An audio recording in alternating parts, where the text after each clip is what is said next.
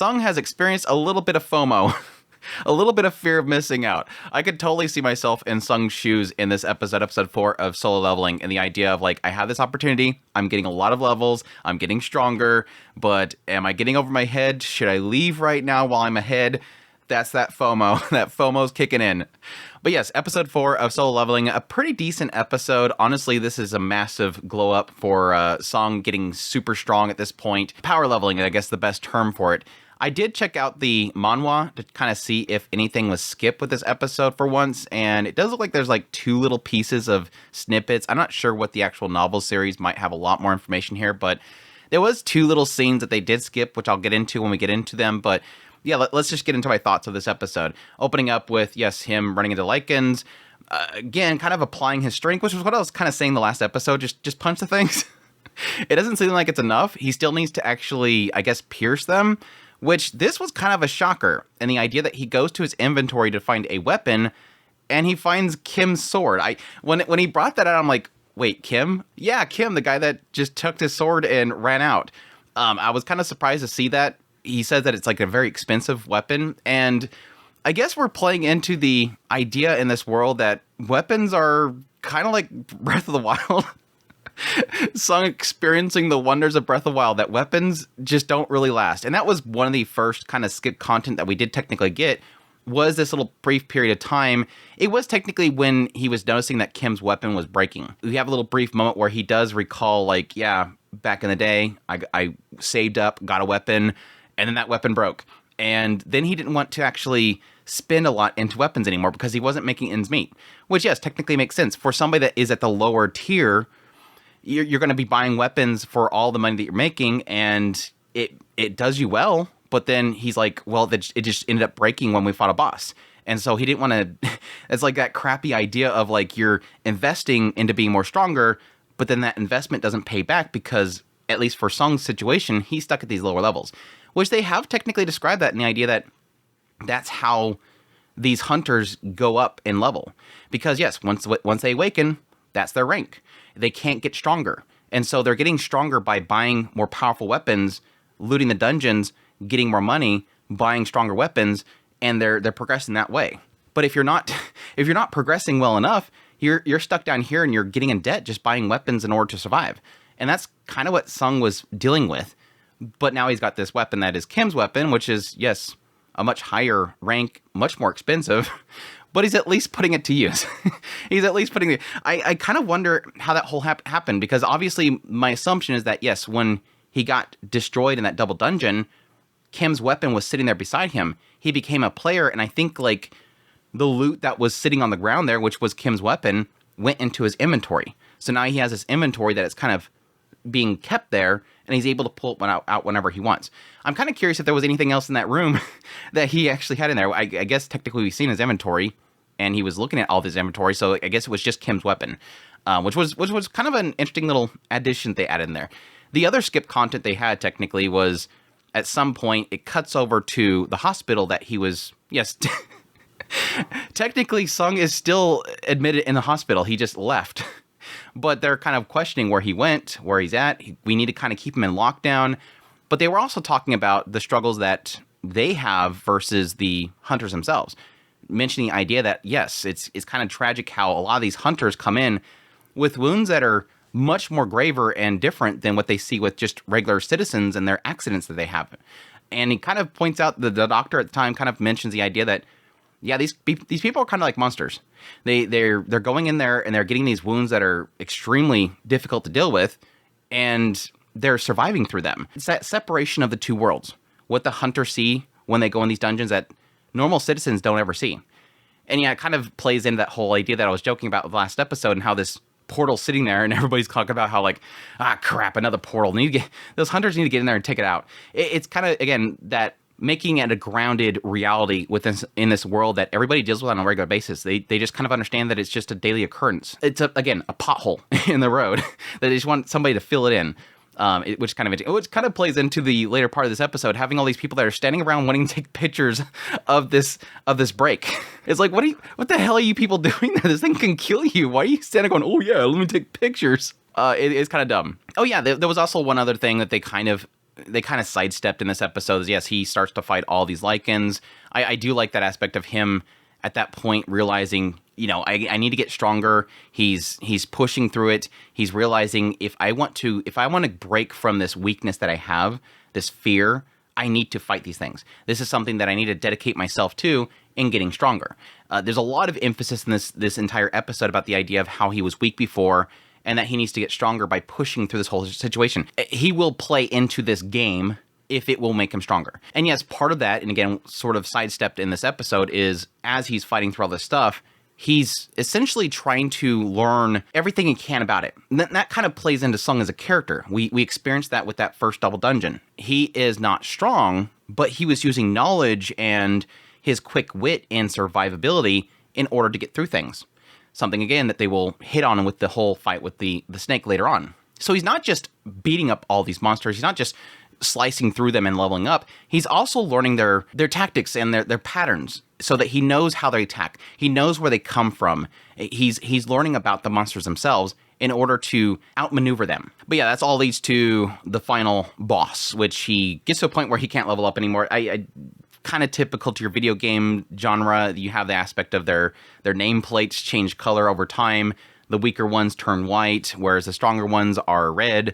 And yes, he goes down into the lower area of this place and fights this big snake, which name did not change. It kind of implies this idea that he's seen the snake before, but he also says that he feels something down there and he didn't want to go down there immediately because he wanted to level up first, and he technically over-levels everything that's up there. But yeah, despite all of his training, the snake beats the living fire out of him. He can't deal with his actual shell, and he can't break through it until eventually, yes, he kind of realizes that he can put all of his strength into just crushing its neck, which they kind of imply that with the anime, that he's technically just crushing the neck, but it kind of sees a little better in the manhwa, and the idea that you can kind of see that impact with his hand pushing in there.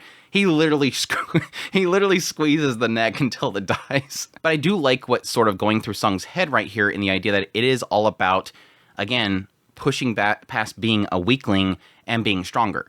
And what is his driving force? It is not just purely the idea that I want to get stronger so I can support my family. That is technically a crucial part of this whole segment is I want to be able to support my family. I want to help my mother. It's not so much that he's getting rid of this mindset that he once was, where knowledge is key, because that is important throughout all this stuff. That's why he survived, technically, with the double dungeon, is his knowledge. He was utilizing his knowledge.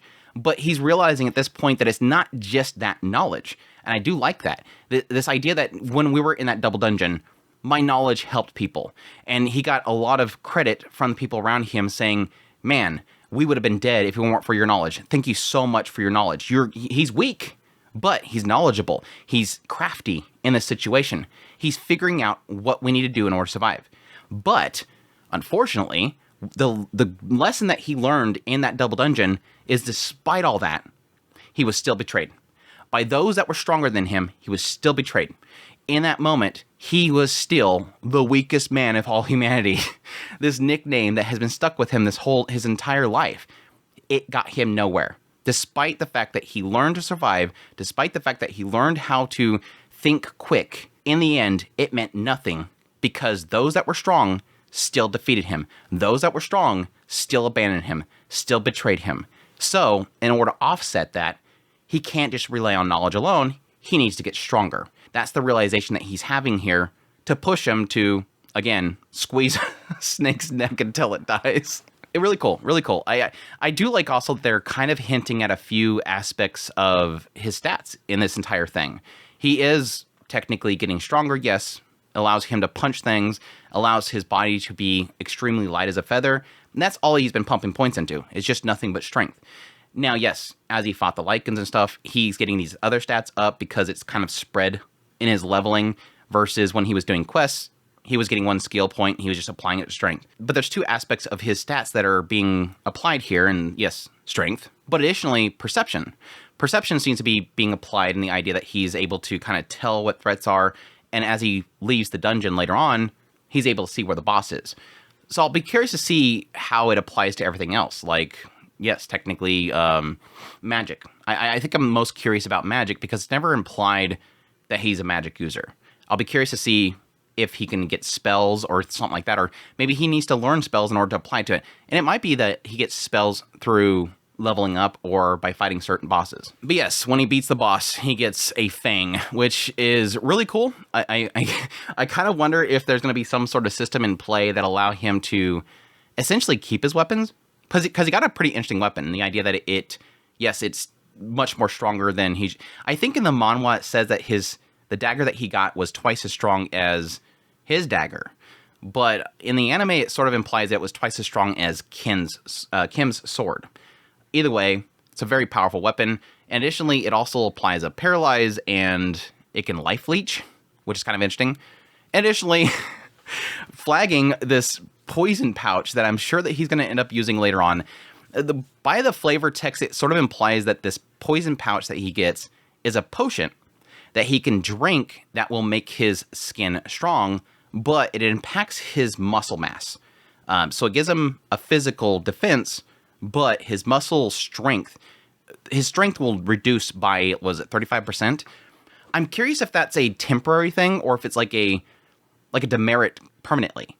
Does the strengthening of his skin, does it increase permanently or does it decay over time? That's what I'm kind of curious about, because it's obvious that he's going to use this eventually.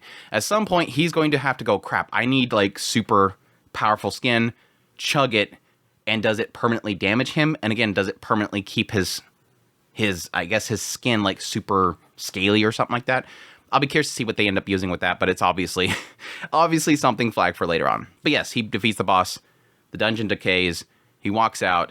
We kind of flagged the entire episode that Johei was called up, that they had this dungeon break. It was the dungeon that she was supposed to go to, ? That's what I'm kind of curious about, because they were saying that the one that she was invited to was a raid party, and Cha was involved with it. So I don't think it was that dungeon. I think it maybe even another dungeon they called her for, which was the one that was in the middle of the road, that does not involve Cha, because I don't see Cha failing to do that dungeon and it being a dungeon break. But apparently she was invited to a dungeon, she didn't go, and that became a dungeon break, and now she's here to help them out with the dungeon break. It kind of implied, like, I was kind of assuming that she would think about Song and go, yeah, I think I can do this, but it seems like it was something that she was kind of pushed to do rather than it being inspired by Song, which is mainly the idea that I didn't go, and now it's dungeon break, now people are in danger, okay, I'll go help out. But yeah, she's having problems with it because, again, PTSD with the whole situation with the double dungeon. Sung comes there and goes, yeah, she's dealing with the same thing I deal with, but I'm different now. And so he decides to chuck the sword, breaks its armor, claims that it was probably super weakened before he even got there.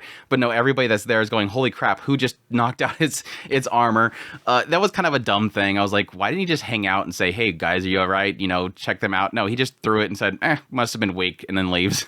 It's the super overpowered character that nobody knows applied the situation and just walks into the sunset. But it seems like Johei knew that he was there, ?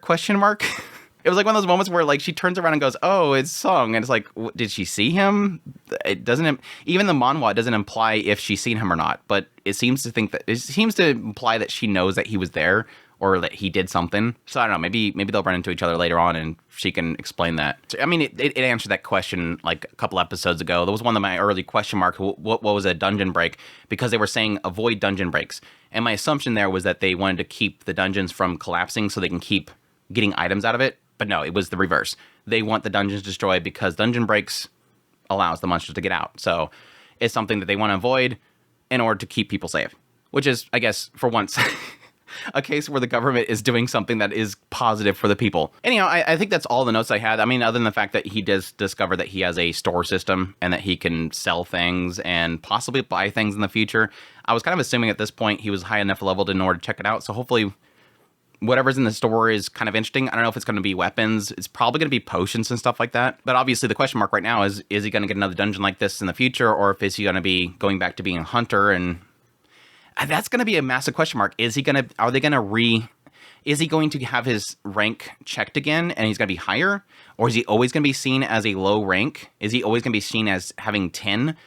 Or is he going to possibly be higher rank? Or is it going to be through his exploits? They're going to say, okay, never mind.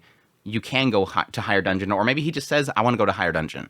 I'll be curious how they handle his leveling up and how that affects what the Hunters Guild Association kind of sees him as. It was kind of interesting to see that he ran into Sung a long time ago, like Sung was giving him some sort of pep talk. I mean, they're doing a lot of really great things with Sung, and how like apparently again he sort of encouraged him to get stronger. How he's calling everybody childish for calling him the weakest of all the humankind. I just assumed that that was the first time that he ever met Sung, but again, that it seems like everybody sort of knows who Sung is anyways. But other than that, visually, I almost kind of felt a little bit discouraged by this episode, because like a majority of this episode, besides quite a few shots from the fight with the snake, we're just literally at this point just showing him sliding across the screen and slashes happening and monsters being stills in the air with blood flying off of them.